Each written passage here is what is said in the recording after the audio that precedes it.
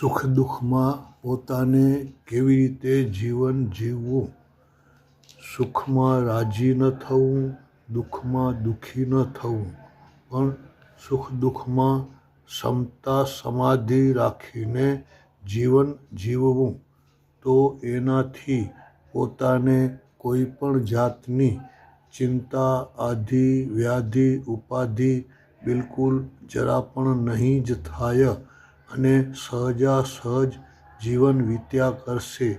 પોતાની ક્ષમતા સમાધિથી પરિવારને પણ તકલીફ નહીં જ થાય, પણ શુદ્ધ પ્રેમ જ રહેશે.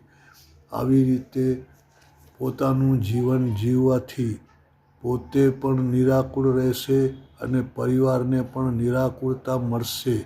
આ કુદરતી માનો કાનૂન સનાતન સત્ય છે જ.